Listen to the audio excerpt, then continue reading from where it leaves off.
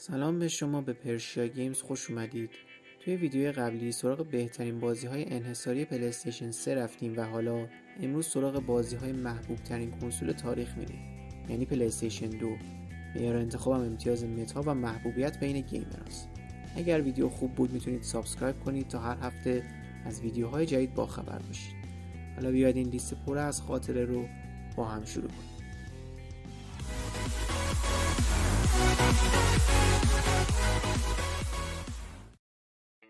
شماره 10 گرند توریسمو 4. قبل از اینکه سری فورزا ساخته بشه، بازی‌های گرند توریسمو توی سبک ریسینگ پادشاهی می‌کردن. یکی از بهترین بازی‌های این سری هم نسخه 4 که گرافیک باور نکردنی داره.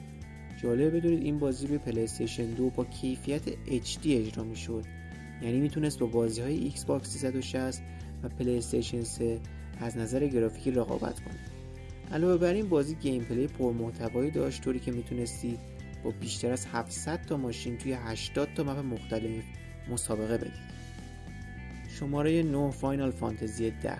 فاینال فانتزی از اون بازیاییه که شاید باب میل همه نباشه، اما این موضوع چیزی از ارزش و اعتبار اون کم نمیکنه.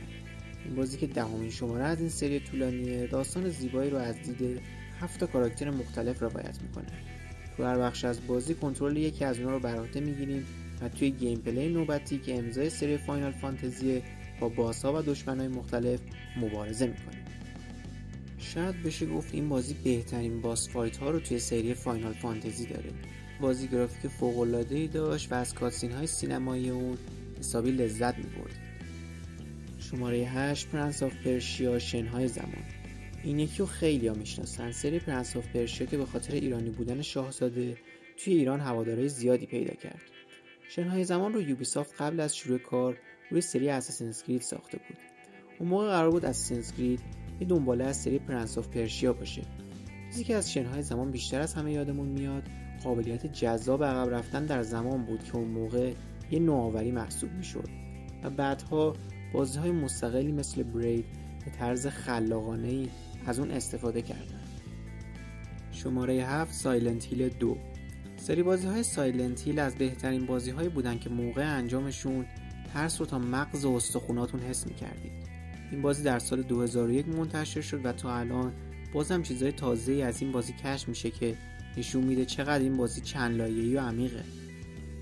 داستان اون درباره جیمز ساندرلنده، کسی که در گذشته گناهان بزرگی انجام داده و حالا توی شهر مخوف سایلنت هیل گناهان اون اومدن تا اونو به فجیع‌ترین شکل ممکن عذاب بدن. بازی علاوه بر اینا گرافیک و موسیقی عالی در زمان خودش داشت که وحشت بازی رو چند برابر میکرد. شماره 6 دیویل می کرای 3. این لیست واقعا تو تاریخ کنسول ها دومی نداره، چون بازی خفنی مثل دیویل می کرای تازه توی شماره 6 لیسته.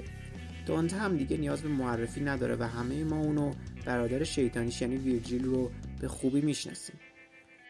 دیویل می کرای 3 یه ترکیب معرکه از هک اند اسلش، باس‌های جان سخت و آهنگ‌های سنگین هوی متاله که برای همیشه اونو در ذهن ما حک کرده.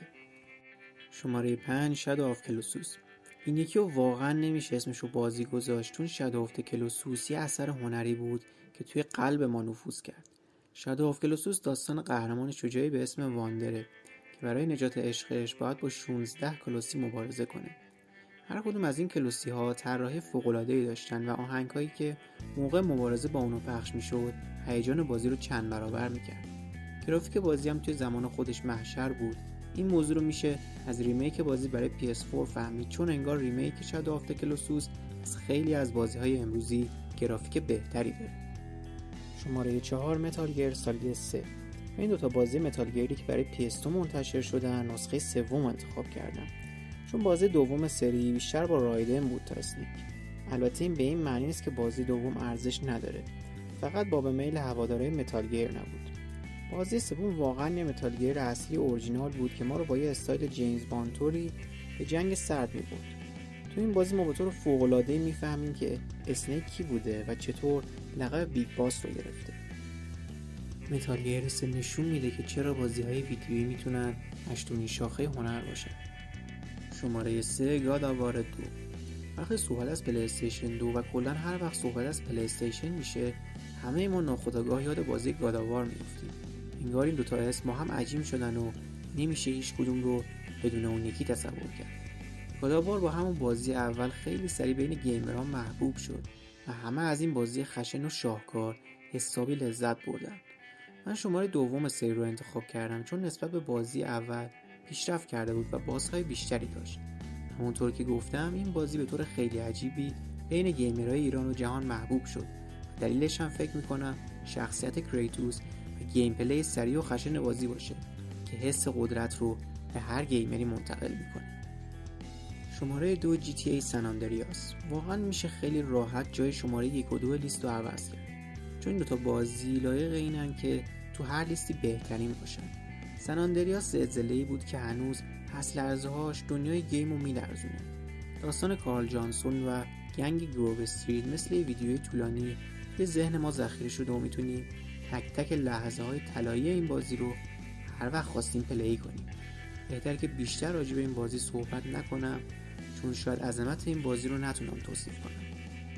و در آخر همتون میدونید که شماره 1 لیست کیه؟ رزیدنت ایول 4 یا همون رزیدنت ایول 4، بازی که صنعت گیم رو به 2 قسمت تقسیم کرد. بازی‌های قبل از رزیدنت ایول 4 و بازی‌های بعد از رزیدنت ایول 4.